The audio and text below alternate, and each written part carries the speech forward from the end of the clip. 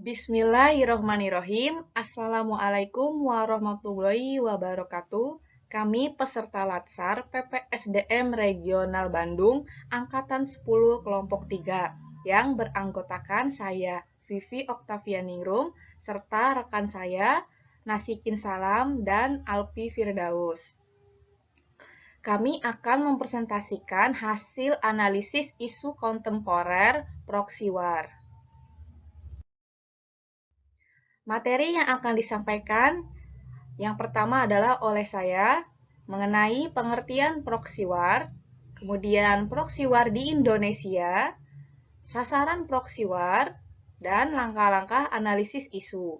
Materi selanjutnya akan disampaikan oleh Nasikin Salam mengenai memilih isu yang hangat dibicarakan, kemudian analisis isu menggunakan metode pentahelix. Selanjutnya materi menentukan isu prioritas dengan metode USG. Materi terakhir akan disampaikan oleh Alfi Firdaus, yaitu mengenai hasil penilaian isu prioritas, kemudian analisa isu menggunakan metode Fishbone, selanjutnya analisis menggunakan SWOT. Pengertian proxy war. Proxy war adalah suatu peristiwa saling adu kekuatan di antara dua pihak yang bermusuhan dengan menggunakan pihak ketiga. Pihak ketiga ini dijelaskan sebagai pihak yang tidak dikenal oleh siapapun kecuali pihak yang mengendalikannya dari jarak tertentu. Proxy war di Indonesia yaitu ketidakpercayaan publik terhadap pemerintah. Banyak rakyat yang meminta pemerintah mengutamakan tindakan preemptif dengan mencari akar-akar masalah gerakan radikal dan teroris yang mengancam Indonesia. Kemudian, ketidakpercayaan publik terhadap pemerintah adalah banyaknya rakyat Indonesia menyalahkan pemerintah atas keterlambatan respons terhadap wabah. Juga adanya kesangsian terhadap data jumlah kasus yang disampaikan pemerintah dari hari ke hari, sehingga banyak masyarakat yang menuntut transparansi data.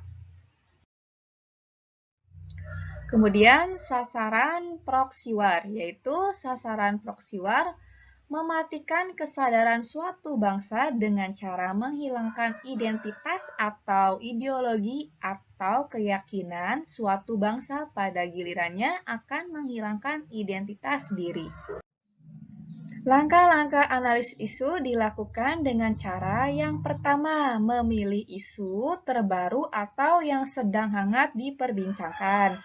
Yang kedua, melakukan analisis isu menggunakan metode pentahelix. Yang ketiga, penentuan isu prioritas dan penilaian isu menggunakan metode USG atau urgensi, seriousness, dan grow. Yang keempat, lakukan analisis masalah menggunakan metode Fishbone. Dan terakhir yaitu menggunakan analisis SWOT atau SWOT. Baik, pada bagian ini yang pertama adalah yaitu memilih isu terbaru yang hangat dibicarakan. Ya, berarti isu yang sedang hangat dibicarakan oleh masyarakat pada saat ini. Ada dua isu yang kami pilih. Yang pertama adalah ketidakpercayaan masyarakat kepada pemerintah terhadap peristiwa radikalisme dan terorisme yang terjadi di Indonesia. Ya, contohnya dalam berita itu ada 12 teroris yang ditangkap Densus 88 di Merauke jadi tersangka. Ya, berdasarkan kaitannya dengan isu yang di atas, ada ketidakpercayaan masyarakat pada berita tersebut. Yang kedua adalah ketidakpercayaan masyarakat kepada pemerintah terhadap bahaya pandemi COVID-19. Ya, isu ini muncul karena banyaknya berita-berita yang menampilkan masyarakat tidak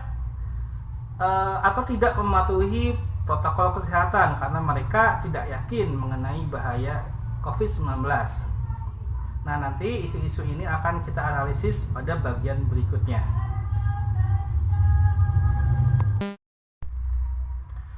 Selanjutnya adalah analisis isu kontemporer menggunakan metode pentahelix. Metode pentahelix merupakan salah satu metode untuk menganalisis sebuah isu. Di dalam metode pentahelix ada beberapa bagian untuk menganalisisnya. Yang pertama adalah government atau dari sisi pemerintah. Yang kedua akademik, kalangan praktisi pendidikan, bisnis, kalangan pengusaha, community, masyarakat, dan yang terakhir adalah media. Mari kita langsung saja menganalisa isu yang pertama. Isu yang pertama yaitu mengenai ketidakpercayaan masyarakat kepada pemerintah mengenai peristiwa-peristiwa radikalisme dan terorisme yang terjadi di Indonesia. Kita analisis dari sisi government, yaitu terdapatnya opini tindakan radikalisme terorisme di Indonesia diciptakan oleh pemerintah untuk mengalihkan isu yang ada di dalam pemerintah. Berikutnya dari sisi akademik, yaitu tidak adanya batasan dalam lingkup akademik pada hal kegiatan radikalisme dan terorisme. Kemudian dari sisi bisnis, yaitu masih banyak pelaku usaha yang mengambil keuntungan dari kegiatan radikalisme dan terorisme. Berikutnya, pada bagian community, yaitu tumbuhnya pandangan masyarakat terhadap kegiatan radikalisme dan terorisme pada ormas-ormas tertentu. Dan yang terakhir, analisis dari sisi media, yaitu kurangnya pengawasan terhadap pencegahan pemberitaan dan postingan dengan berkaitan tindakan radikalisme dan terorisme sebagai bahan keuntungan mereka.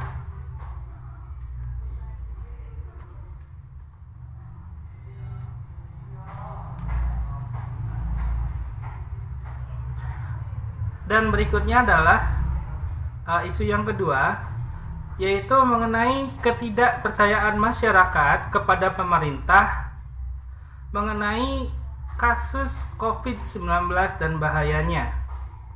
Kita analisis dari sisi government, yaitu terdapatnya opini bahwa COVID-19 hanya menjadi tunggangan pemerintah untuk mengambil kebijakan dan pengalihan isu di masyarakat.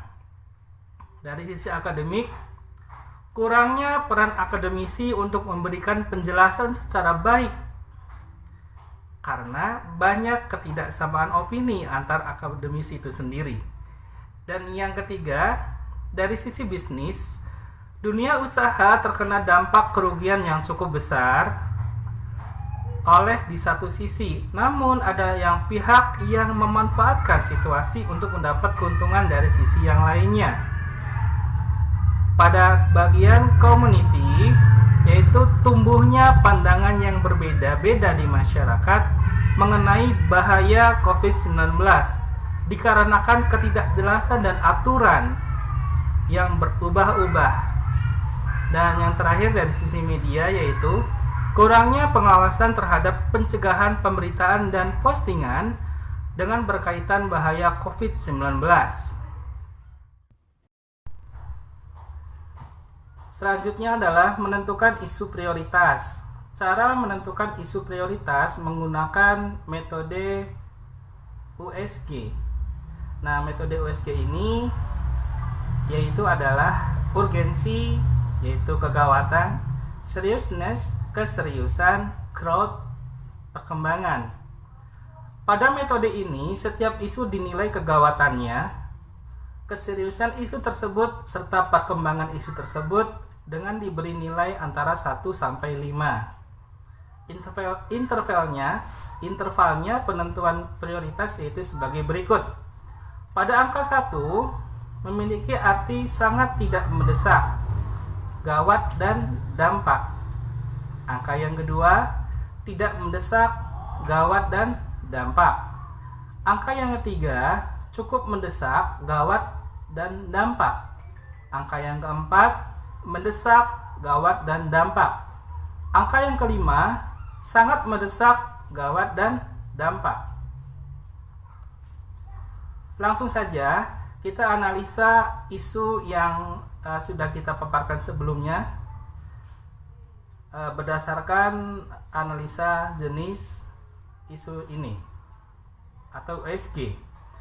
Yang pertama adalah isu ketidakpercayaan masyarakat kepada pemerintah terhadap peristiwa radikalisme dan terorisme yang terjadi di Indonesia.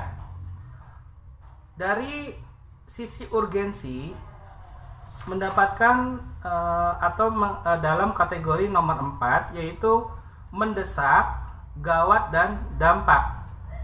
Pada bagian yang kedua, seriousness, keseriusan, menempati nilai nomor 3 atau angka nomor 3 yang memiliki arti cukup mendesak, gawat, dan dampak. Yang ketiga, growth. Nah, pada bagian ini angka yang didapat adalah angka 3 yang memiliki arti cukup mendesak, gawat, dan dampak. Dari seluruh analisa ketiga analisa yang tadi, total poin yang didapatkan adalah atau skornya adalah 10. Pada isu yang kedua, mengenai ketidakpercayaan masyarakat terhadap pemerintah terhadap bahaya COVID-19. Dari sisi urgensi menempati poin yang 5 atau dalam hal ini sangat mendesak sekali ya. Sangat mendesak, gawat, dan dampak. Yang kedua, seriousness, yaitu menempati angka 4 dalam arti ini memiliki arti mendesak, gawat, dan dampak. Yang ketiga, growth, ya, ini menempati angka keempat yang memiliki arti cukup mendesak, gawat, dan dampak. Nah, dari total analisa 3 bagian yang tadi memiliki skor total 13. Bisa kita lihat isu ketidakpercayaan masyarakat kepada pemerintah terhadap bahaya COVID-19 lebih tinggi daripada isu yang sebelumnya. Nah, itulah analisa berdasarkan cara penentuan isu prioritas dengan menggunakan metode. Saya Alfi Firdaus akan melanjutkan pemaparan mulai dari hasil penilaian isu prioritas. Dari yang telah tadi dipaparkan oleh teman saya, Nasikin, kita ambil hasilnya menggunakan metode USG. Kita lihat dari isu pertama, ketidakpercayaan masyarakat kepada pemerintah, peristiwa radikalisme terorisme yang terjadi di Indonesia. Dari segi urgensi mendapatkan nilai 4. Dari segi seriousness mendapatkan nilai 3 dan growth mendapatkan nilai 3 juga. Maka total skornya adalah 10. Beralih ke isu yang kedua, ketidakpercayaan masyarakat terhadap pemerintah terhadap bahaya pandemi COVID-19. Dari segi urgensi kita lihat tinggi sekali karena memang jika dibiarkan sangat berbahaya, menjadi 5. Seriousness juga cukup tinggi 4. Growth juga memiliki nilai 4. Maka total skornya adalah 13. Dari kedua pemaparan ini, maka dapat kita simpulkan bahwa yang skornya paling tinggi adalah ketidakpercayaan masyarakat kepada pemerintah terhadap bahaya pandemi COVID-19. Maka isu inilah yang akan kami angkat selanjutnya. Lanjut ke analisa masalah menggunakan metode Fishbone. Kita lihat ada penyebabnya dan juga akibatnya. Penyebabnya kita lihat surrounding atau lingkungan. Penyebab pertama yaitu adanya berita hoax, berita bohong yang menyatakan bahwa COVID itu tidak berbahaya, COVID itu bisa sembuh dengan mudah, dan seperti itu juga karena ada hasutan. Hasutan-hasutan itu biasanya dari orang-orang yang berpengaruh atau orang-orang yang memiliki pengaruh terhadap orang yang dihasut. Berkata bohong bahwa buat apa percaya sama COVID-an, seperti itu. menyebabkan tingkat kewaspadaan masyarakat itu menurun dari segi lingkungan. Yang kedua dari segi sistemnya, yaitu ketidakjelasan aturan. Tidak dapat kita pungkiri bahwa ketidakjelasan aturan menjadi salah satu penyebab utama minimnya kesadaran masyarakat pada COVID. Terkadang aturan bersikap sangat ketat, akan tetapi tiba-tiba bolehlah asal prokes, seperti itu. Hajatan ditiadakan, tapi ternyata ada juga di beberapa tempat dalam tanda kutip yang memperbolehkan asalkan ada prokesnya. Tapi yang ada prokesnya pun kadang dibubarkan tetap. Begitu pula di restoran-restoran, kafe-kafe. Nah, ketidakjelasan aturan tersebut membingungkan bagi masyarakat dan ya menjadikan kesadaran akan COVID turun. Lalu yang kedua, kekecewaan. Kecewa karena melihat mungkin panutannya atau mungkin orang yang membuat aturan itu sendiri ternyata melanggar aturan tersebut. Dan menjadikan dia berpikir, orang yang buatnya aja dalam tanda kutip langgar. Jadi untuk apa kita juga mentaati. Yang ketiga, kita lihat adanya masyarakat. Kenapa masyarakat itu menjadi pengaruh? Karena salah satunya adalah SDM-nya rendah. Tingkat pengetahuan, tingkat pemahamannya itu masih rendah. Orang masih berpikir bahwa COVID itu hanya seperti semacam influenza biasa. Mudah sembuh, mudah hilang. Tidak usah memiliki penanganan yang lebih lanjut. Juga mudah terpengaruh kembali. Mudah terpengaruh oleh hasutan-hasutan yang tidak jelas itu, yang tidak memiliki tanggung jawabnya. Juga mudah terpengaruh oleh berita-berita di media yang hoax bahwa obat COVID telah ditemukan, atau sebagai contoh misalnya makan bawang merah 3 kali sehari dapat menyembuhkan COVID, seperti itu. Dan yang terakhir penyebabnya yaitu contoh buruk. Contoh itu bisa dari siapa saja kembali. Bisa jadi public figure, tokoh politik, pemimpin suatu perusahaan, atasan yang menyepelekan kembali kepada COVID tersebut. Tidak menganggap COVID itu nyata, tidak menganggap bahwa COVID itu berbahaya, terjadi penyepelean. Dan faktor terakhir adalah pembiaran. Artinya contoh misalkan seperti ini, ada orang yang melanggar prokes tapi hanya misalkan ditegur sedikit, tidak ada sanksi lanjutan, dibiarkan, atau bahkan tidak ditegur sama sekali, dibiarkan gitu. Hal-hal tersebut mengakibatkan ketidakpercayaan masyarakat terhadap pandemi COVID ini sendiri. Dan yang terakhir, analisis SWOT. Dari segi strength yang bisa menjadi kekuatannya itu apa saja? Pertama, kita itu bisa membuat aturan yang jelas dan tegas, disertai dengan konsekuensi atau sanksi yang ditetapkan secara nyata terhadap COVID ini. Jadi tidak pandang bulu, terus aturannya tegas, kalau tidak boleh ya tidak boleh gitu, tidak boleh dilakukan misalnya. Sampai misalkan suatu daerah itu memiliki zona hijau atau COVID-nya berkurang, ya tidak boleh dilonggarkan, sehingga masyarakat itu tidak bingung gitu.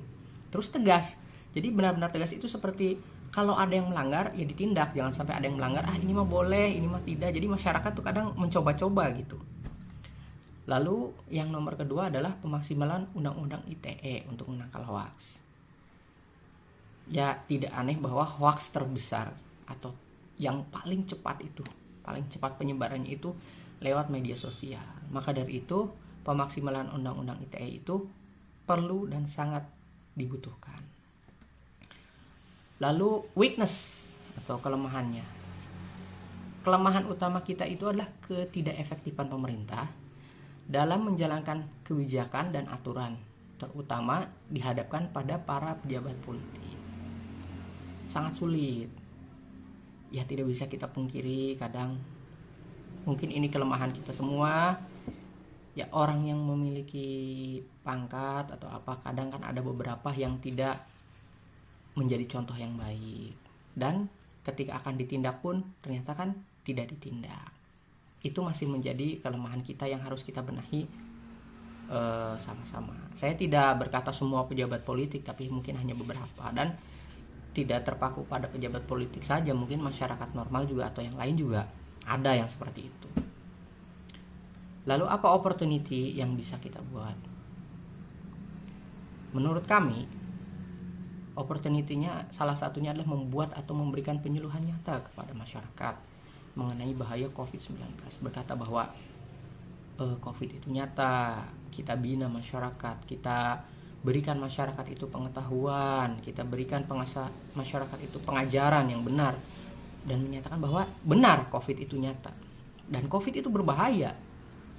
Terus kita lakukan itu sehingga masyarakat itu tertanam dalam pikiran mereka bahwa memang benar COVID itu nyata dan sudah ada contohnya. Tuh. Lalu apakah threat atau ancaman jika kita melakukan semua hal ini? Salah satu yang paling besar adalah aturan yang dibuat untuk menjaga penyebaran COVID-19 pada satu titik mungkin akan dipandang terlalu mengekang dalam tanda kutip atau mengikat oleh masyarakat. Masyarakat mungkin berpikir ini tidak boleh, itu tidak boleh, mau ke pasar tidak boleh, mau berkumpul dengan keluarga tidak boleh, seperti kejadian mudik kemarin, dan menjadikan pertentangan di masyarakat. Jadi hal-hal seperti ini memang bisa terjadi dan menjadi ancaman bagi kita semua. Lalu bagaimana cara solusi untuk menghindari ancaman seperti ini? Salah satunya adalah dengan mempertegas aturan. Kalau memang saat tidak boleh, itu memang tidak boleh karena ada alasannya. Dan kita juga bersikap fair ketika semisalkan kasus COVID di suatu daerah itu turun atau COVID itu menjadi lebih, petanya menjadi lebih hijau gitu, kita juga harus membuka kepada masyarakat kesempatan bagi mereka untuk bersosialisasi kembali, walaupun mungkin tidak seperti waktu masih sebelum pandemi, tapi minimalnya harus sedikit dilonggarkan walaupun dengan prokes yang masih ditetapkan. Nah, itu sekian pemaparan dari saya. Saya kembalikan ke moderator. Silahkan Ibu Ketua. Terima kasih. Terima kasih kepada Pak Nasikin dan Pak Alfi atas penyampaian materi. Sekian presentasi dari kelompok 3, kurang lebihnya mohon maaf. Terima kasih. Wassalamualaikum warahmatullahi wabarakatuh.